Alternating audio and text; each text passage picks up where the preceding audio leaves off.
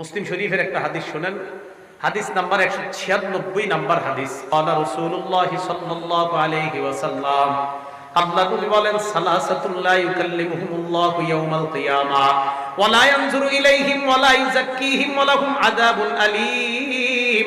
আল্লাহর নবী বলেন, তিন ব্যক্তির দিকে আল্লাহ কিয়ামতের ময়দানে তাকাবে না, তিন ব্যক্তির সাথে আল্লাহ কথা বলবে না, তিন ব্যক্তিকে আল্লাহ পবিত্র বানাবে না, তিন ব্যক্তির সাথে আল্লাহ কথা বলবে না, তিন ব্যক্তির দিকে আল্লাহ তাকাবে না, তিন ব্যক্তিকে আল্লাহ পবিত্র বানাবে না। এক নাম্বার শাইখুন জানিন, বৃদ্ধ বয়সে যেই বৃদ্ধ ব্যভিচার করে তার দিকে আল্লাহ তাকাবে না, তার সাথে আল্লাহ কথা বলবে না, এই ব্যক্তিকে আল্লাহ পবিত্র বানাবে না। এক নাম্বার শাইখুন জানিন, বৃদ্ধ বয়সে যে জিনা করে ব্যভিচার করে, বয়স হয়ে গেছে, ওই বয়সে যে জিনা ব্যভিচার করে তার দিকে আল্লাহ তাকাবে না, তার সাথে আল্লাহ কথা বলবে না, তাকে আল্লাহ পাক রব্বুল আলামিন পবিত্র বানাবে না।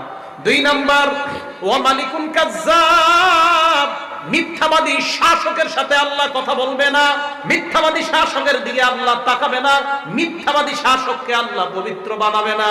এ হলো দুই নাম্বার। তিন নাম্বার, ওয়া আইলুল মুস্তাকবির, অহংকারী দাম্ভিকের সাথে আল্লাহ কথা বলবে না, অহংকারী দাম্ভিকের দিকে আল্লাহ তাকাবে না, অহংকারী দাম্ভিককে আল্লাহ পবিত্র বানাবে না। একবার বিছানায় মাথা লাগায় চিন্তা করেন, আমার নাম যদি কিয়ামতের ময়দানে অহংকারী হয়ে যায়, আমার আল্লাহ আমার সাথে কথা বলবে না। আমার আপনার নাম যেন অহংকারী না হয়। আল্লাহ আমাকে আপনাকে এই সমাজকে অহংকার মুক্ত হয়ে, আমরা সবাই যেন অহংকার মুক্ত হয়ে কবরে যেতে পারি, আমি আপনি আমরা সবাই যেন জান্নাতে সবাই একসাথে আবার সাক্ষাৎ করতে পারি, আল্লাহ তৌফিক দান করেন। ভাই, অহংকার করা যাবে না।